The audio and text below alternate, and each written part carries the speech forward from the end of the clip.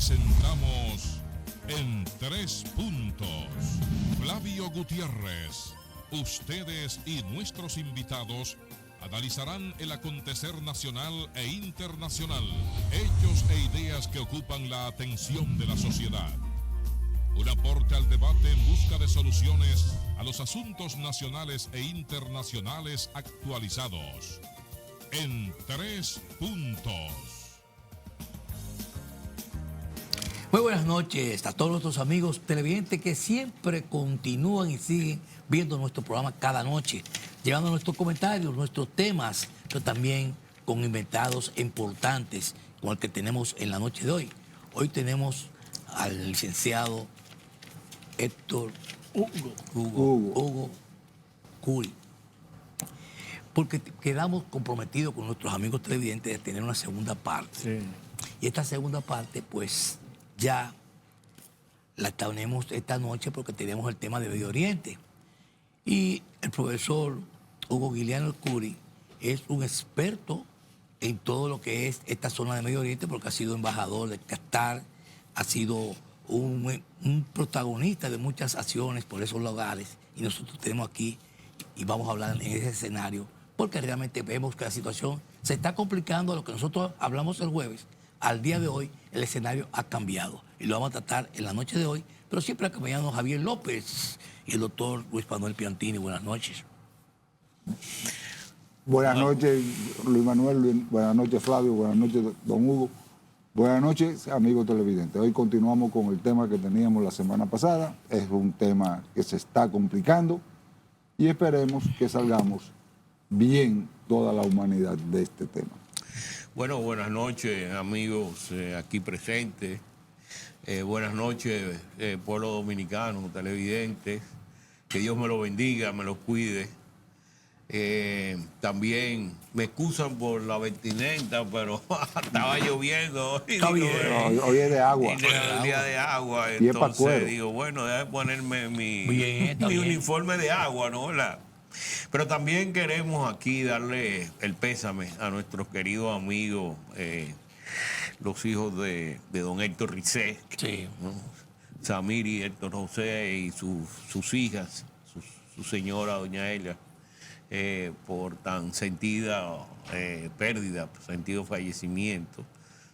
Don Héctor fue una persona con múltiples facetas, no solamente en el área de la agroindustria, la parte del cacao, sino también fue un inversionista en el sector financiero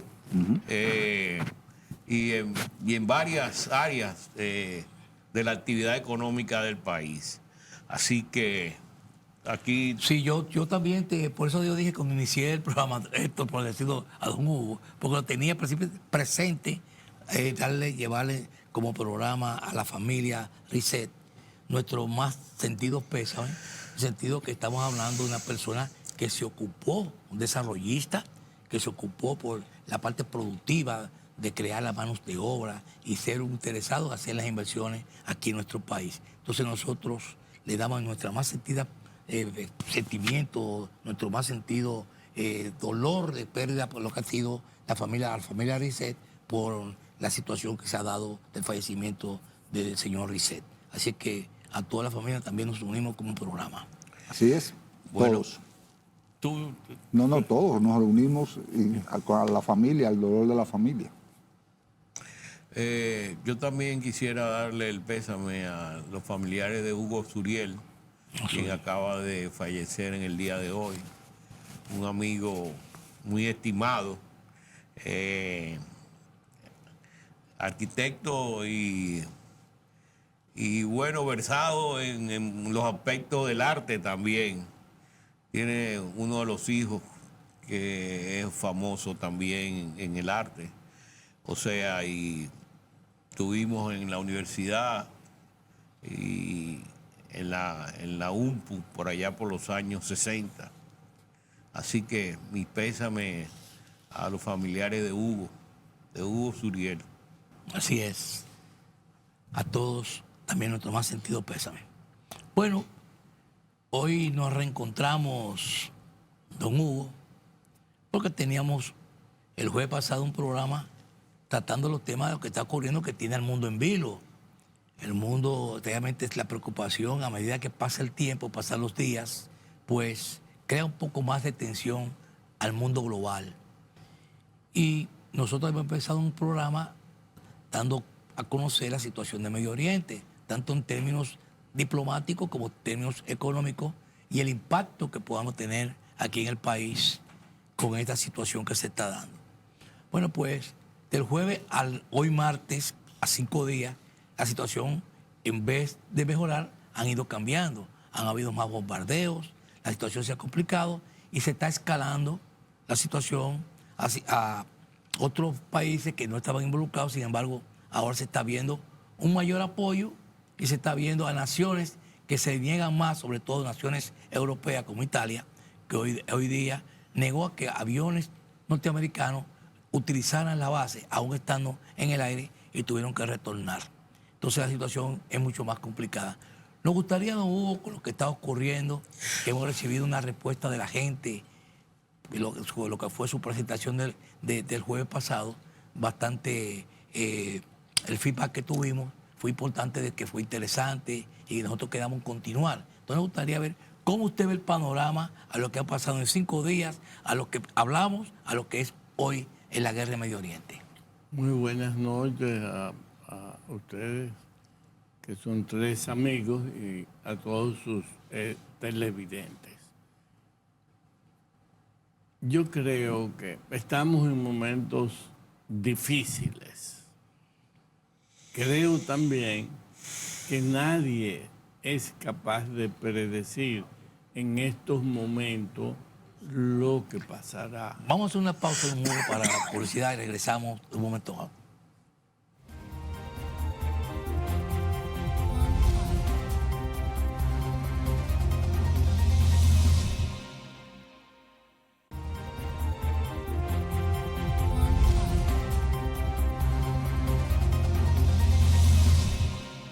Bien, don Hugo, hicimos una introducción, adelante, continúe. Creo que en estos momentos nadie puede predecir lo que pasará en esa guerra en el Oriente Medio. Esa es una realidad. Se ha rumorado en estos días un punto, específicamente lo que se llama la isla Hark, que comienza con K, pero que es silenciosa en este caso. De esa isla que queda cerca de Kuwait, es al final del Golfo Pérsico y está como a unos 30 kilómetros de la tierra firme de Irán. Es de donde sale el 92% de las exportaciones de petróleo de Irán y obviamente de algunos derivados. En esa isla viven unas 15,000 personas que fundamentalmente trabajan nada más en eso. Es una isla dedicada a eso, que pertenece a Irán y que Trump, por cierto, llamó la joya de la corona. Entonces, se han rumorado 2 cosas, que han dejado pasar algunos barcos por el estrecho de Hormuz, y que también la posibilidad de que Estados Unidos pueda entrar o atacar o bombardear esa isla. Si eso sucede, en ese caso, no habría petróleo. ¿Por qué? Porque ahí es de donde salen todas esas exportaciones y por lo tanto el caso del estrecho de Hormuz dejaría de ser el punto importante. El punto importante está allá arriba, en esa isla de Hark. ¿Qué pasará ahí? Uno no sabe. Se ha rumorado también que esas tropas americanas especializadas quizás serían dedicadas a algún tipo de actividad en ese lugar. Porque, como acabo de decir, la isla está también muy cerca de tierra firme de Kuwait y eso facilitaría cualquier cosa, porque Estados Unidos tiene un acceso a Kuwait, y por tanto podría maniobrar desde ahí. Es decir, que es una situación sumamente difícil. Mira, Hugo, hay que seguir a este hombre todos los días, porque él va cambiando la brújula. Tú, oye, hoy en la tarde señaló que él no va a defender ningún estrecho de Hormuz, que lo defendieran los europeos, que los americanos tienen ya su petróleo y tienen todo. Lo que no tienen nada son los europeos, así que vayan a defender su estrecho. Eso quiere decir, y además dijo, que él va a durar, habló de 2 semanas, ¿no? ¿Verdad? Pero que ya él había logrado su objetivo, que era que Irán no tuviera la bomba atómica. Que no creo que sea así, pero él lo dijo, ¿tú entiendes? Lo dijo. Seguramente es una forma de irse desprendiendo y decir que ya el régimen cambió, que este es un régimen diferente, con el que se puede conversar. Yo no sé si ha conversado nada, ¿tú entiendes? Pero bueno, él está como reculando ya, ¿no? Y dejándole a los europeos el muerto del estrecho ese, ¿tú sabes? Que podría. Él no creo que quiera tirar tropas ya, ¿eh? Aunque él ha mandado muchas tropas y eso cuesta mucho dinero. Pero dada el problema de las elecciones en los Estados Unidos de medio término, tal vez los demócratas están esperando que le muera 10 para armar un desorden. Y yo no sé si eso lo ha agarrado a él. Pero hay un detalle. Después de un mes de guerra, un mes no, 32 días, tú te encuentras con que el discurso de Trump está anunciando. El discurso de Trump cambia todos los días. Hay que seguirlo como tú lo estás siguiendo, porque todos los días sale con una nueva o un reversa, una acelerada. Pero él anuncia que hay negociaciones con Irán, pero está mandando 10,000 soldados a la isla del Kur. No, a ninguna isla. No se está sabe. mandando para allá. Pero se supone que no hay una guerra. 10,000, hay 50,000 allá. No, es repartido. En el Medio Oriente. Pero hay 10,000 de los más selectos que están también, que van para allá. Ahora, él anuncia que van 10,000 para el Medio Oriente, pero Irán acaba de desmovilizar 1,000,000. Bueno, te estoy diciendo movilicen lo que quieran. que están llamando 1,000,000 de reservistas. O sea, fíjate cómo está la situación, como bien usted dice, que nadie apuesta a nada. Es que yo digo, y estuvimos conversando, esta es una guerra geopolítica y de ego. El ego Trump y el ego de fundamentalistas religiosos, que son los iraníes, pero Trump tiene un ego. Fíjate cómo está cambiando el discurso. Ya Trump dice, ya yo terminé, yo gané. Como quien dice, ya yo la parte mía la terminé. Ya está resuelto. O sea, es una forma de no ser un perdedor. Él no va a ser un perdedor nunca. Porque el ego de él es tan alto y tan fuerte que él no se va a declarar perdedor. Pero tampoco el otro lado, que son fundamentalistas religiosos y que se han sumado opositores al régimen islámico, que en su momento eran opositores porque Trump creyó que el momento del levantamiento que había, esos grupos iban a sumar a atacar a los ayatolás. Sin embargo, eso no ocurrió. Todo salió el tiro por la culata. Entonces ahora la situación se ha complicado porque se inició una guerra y no se le está viendo un término. Pero fíjate lo que pasa, Flavio. A él ahí han diezmado a todos los que eran cabezas del ejército de la Marina, de la Guardia, de los ayatolas. Ahora se tiraron al de la Suprema Corte también el día de hoy, anunciaron, ¿no? O sea que han diezmado toda la cúpula. Y la segunda cúpula también. Sí. Y ahora están bregando con los de abajo que no saben lo que van a hacer. ¿Me entiendes? Cada cual, eso que están tirando es porque ellos tenían su orden de tirar. Uno estaba en el sur, el otro a 10.000 kilómetros en el norte. Porque que están distribuidos, lo hicieron como grupos, ¿no? ¿Verdad? Como grupos. Mosaicos. Exacto. Estratégicos. Mira, a mí me parece que cuando escuchamos al presidente Trump cambiar dice hoy una cosa y mañana otra, exacto, yo no creo que es un cambio de discurso. Es la estrategia de un negociador. Por ejemplo, él dijo en esta semana, en el fin de semana, que iba a aguantar 5 días. Sin embargo, eso no sucedió. No.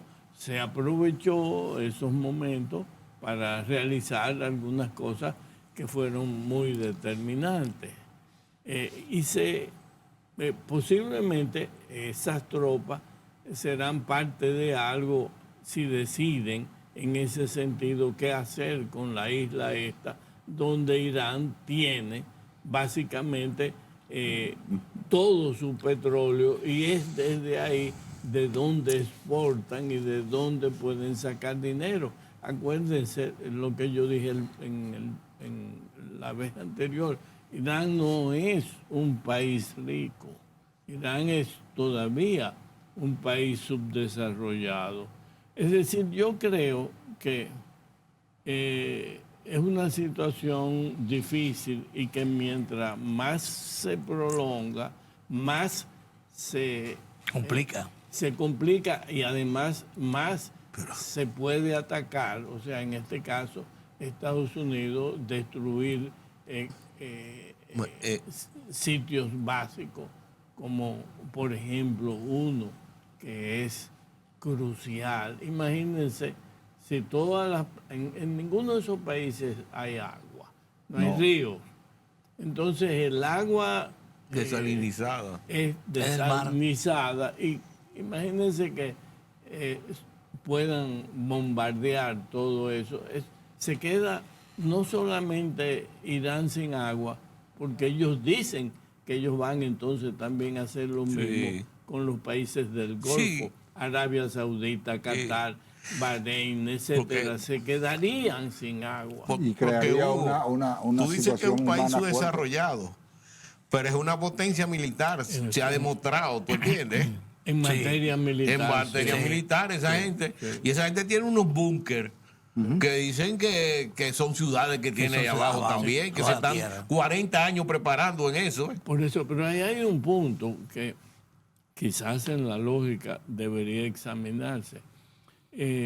Negociar con los iraníes y específicamente con los ayatolás no es lo mismo que negociar en Venezuela con los venezolanos o con Delcy Rodríguez. No me Entonces, ahí hay una gran diferencia. Así es. Vámonos a la pausa para retornar con más comentarios. Pero no es lo mismo ni igual. No. Vamos arriba y regresamos. Ahí está la diferencia.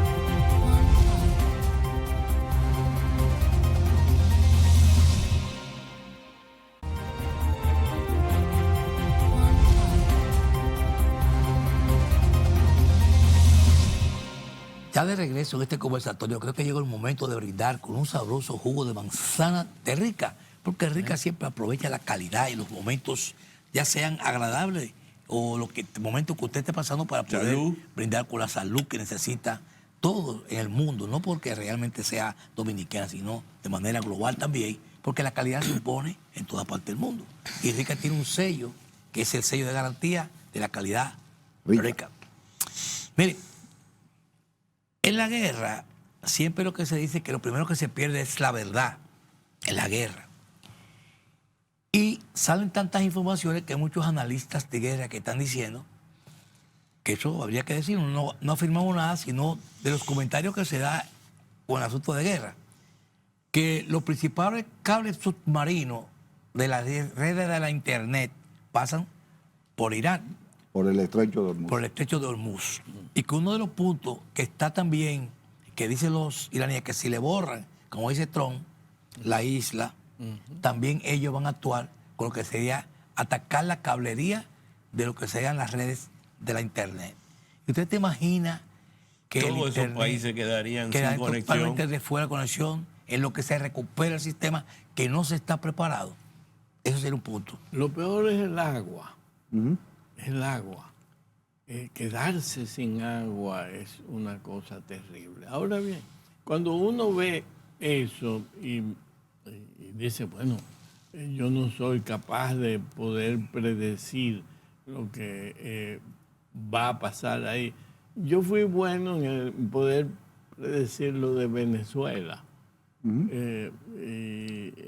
Yo había escrito un artículo que se lo envié a Miguel Franjul, pero no apareció en el día exacto, sino después.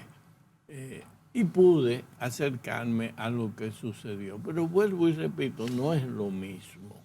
Ni es igual Venezuela e Irán.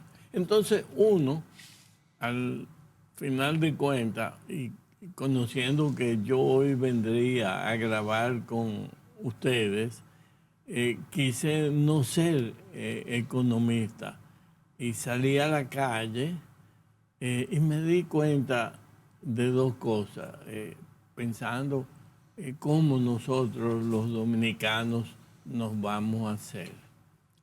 Lo primero es que noté que hay poco, para que me entiendan y no usar la jerga de los economistas, que hay poco dinero en la calle. Sí.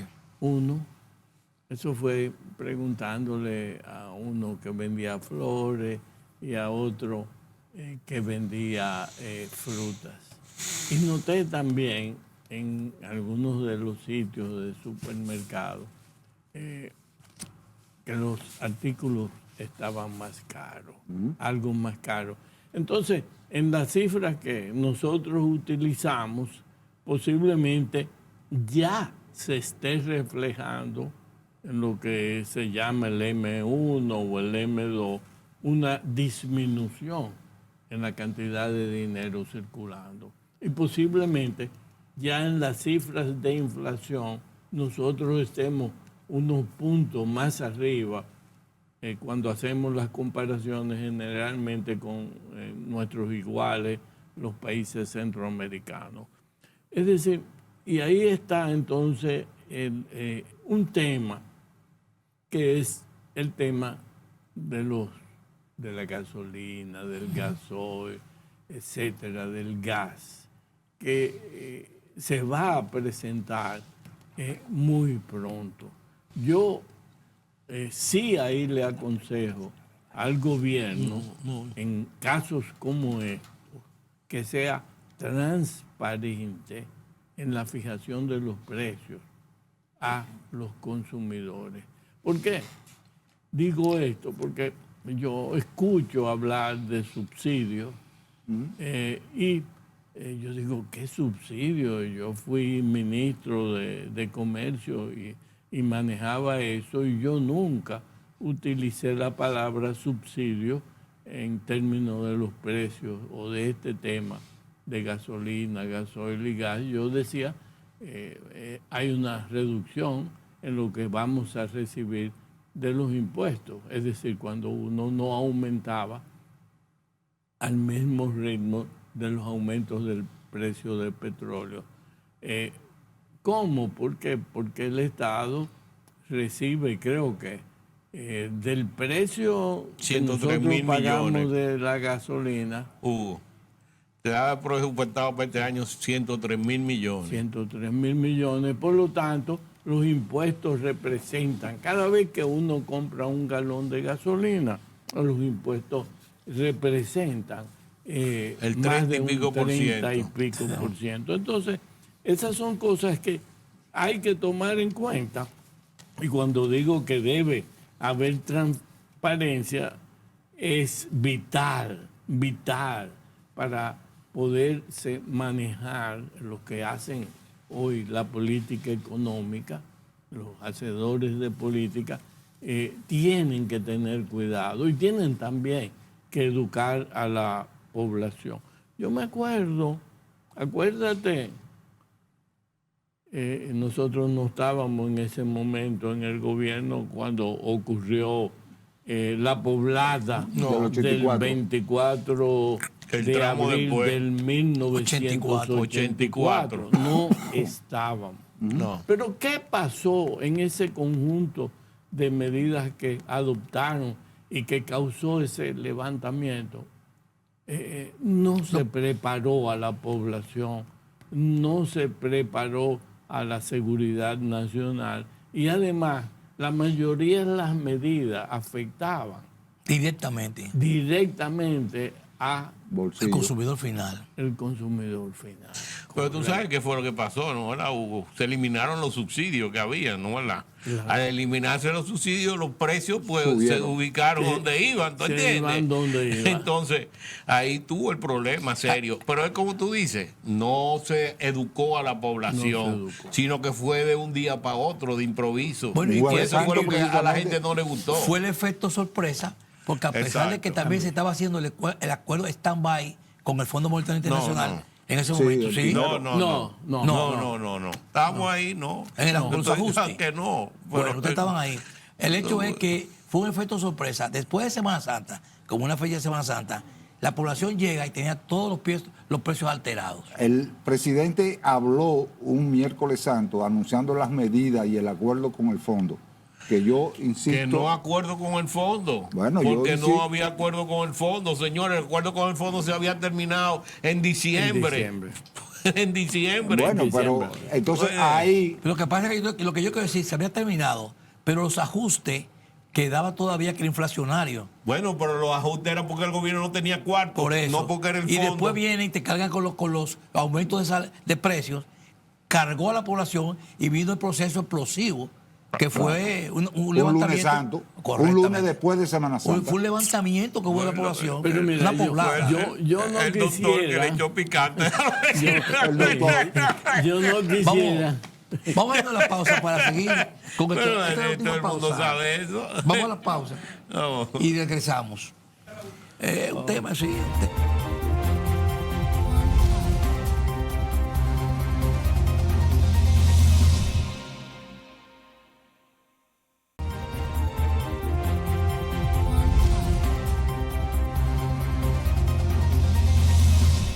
No me gusta. Bien, que esto ¿Qué? está, cuando uno Sugerir empieza con estos medidas, temas que porque son, que la que mucha gente recuerda, que realmente todas estas cosas y todas estas guerras están en situaciones difíciles. Adelante, Luis Manuel, toca tener experiencia. Mira, yo leí hoy un artículo Hugo, muy bueno de Juan Ariel Jiménez. Jiménez. Muchacho tiene madera. cabeza. Y él sugería medidas. O sea, porque ahora hablar de que vamos a llegar al 5%, al 4%, al 3%, esto es un momento para eso. Este es un momento para buscarle solución a la situación que se está presentando. Principalmente, te digo, nosotros desde hace 3 años venimos aquí hablando del sector agrícola y de los precios. Tenemos 3 años en eso. Sí, correcto. Yo tumbando al que era ministro de Agricultura, porque no funcionaban. O sea, la parte agrícola no estaba respondiendo y los precios para arriba. ¿Y por qué los precios para arriba si que está creciendo la agricultura? ¿Y a dónde quiero que está creciendo? Bueno, entonces hay problemas que la canasta familiar que es lo que tiene que defender el gobierno. La canasta de alimentos, alimenticia. Porque la familiar tiene muchas cosas. Pero la alimenticia. Y este muchacho hablaba, por ejemplo, de los fertilizantes, que Canadá es un gran exportador de fertilizantes. Porque hay que llegar a Canadá y hacer un convenio para recibir los fertilizantes de Canadá. Los canadienses, por el problema que tienen con los americanos, quieren arreglarse con los latinos, abrir comercio. abrir más que el comercio. Esta es una oportunidad ahora para buscar una serie de cosas. Por ejemplo, el trigo, soya, eso es Argentina. Nosotros pues, ahí puede que haya una acción más directa en términos de buscar productos de abastecimiento. Ahora, la parte de precio, aquí hay que monitorearla también, no que el gobierno vaya a controlar los precios ni a caerle arriba a nadie, ¿tú entiendes? Pero evitar que haya especulación, ¿tú me entiendes? Y promover todos esos productores, esa feria de productores que hay. En la feria ganadera se puede montar una feria de productores todos los días y no de que cada fin de semana. Y para que la gente sepa dónde hay productores, porque el precio baja significativamente. Totalmente. ¿Tú entiendes? Facilitarle a la gente algunas ubicaciones para la compra de alimentos. Estoy hablando de los alimentos. Qué básico eso. Tú mencionaste el otro día una medida que es adecuada para tratar de aguantar que no suban los precios de los alimentos, que es la reducción de un 18 a un 12 del ITEVI Sí. a los alimentos. Sí. También hay otras soluciones, ya que tú quieres. A mí no me gusta estar dando soluciones. No, pero en ese aspecto, Hugo, este es un momento de aportar ideas. ¿Tú me entiendes? Algunas cosas, por ejemplo, los productos del sector agrícola de ciclo corto, es posible estimular la producción de plátano, batata, yuca, etcétera, etcétera. Eso se hace rápidamente. Sí, se habló también de ese tipo de operación que se hacía cuando habían emergencia aquí de los huracanes, que acababa y entonces se hacían ese tipo de cultivos. Correcto. Bueno, ese tipo de cultivo rápido. Sí. O Que sea, Hipólito puede Después de David. hay muchas formas de uno poder enfrentar una crisis. Lo que hay es que atacar y resolver. No se puede estar perdiendo tiempo.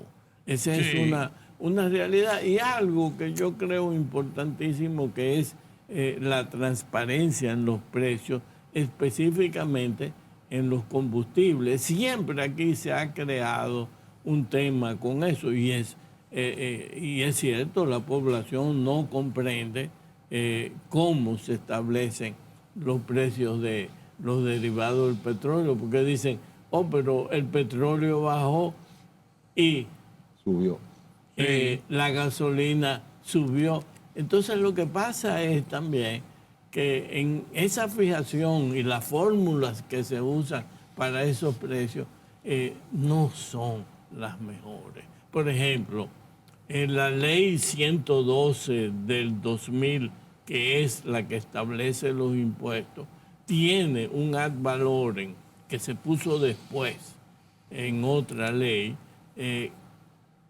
en que ese ad valorem va en función a lo que es la tasa de cambio y a lo que es el precio del petróleo.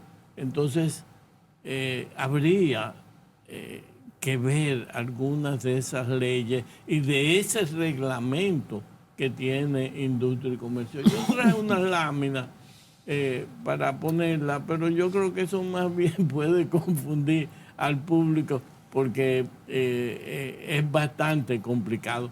También se han aumentado en los últimos años los márgenes de ganancia de los sectores que intervienen. Entonces, en un proceso como este, también hay que bajar márgenes. Claro. No es solamente. ¿Para qué? Para que el precio sea menor.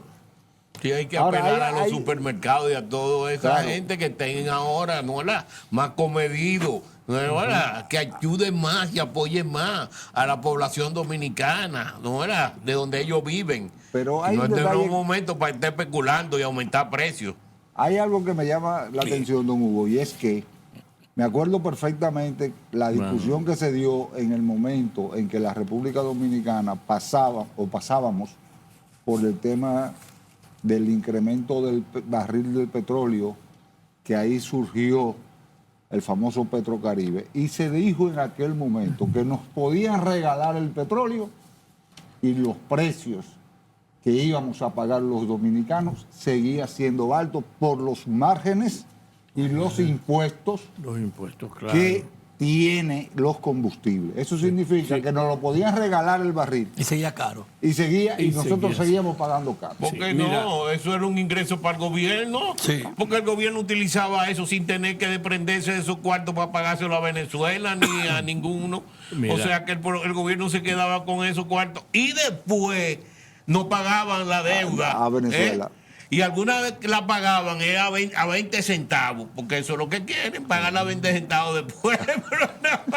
Pero ya no existe el Petrocaribe. Sí.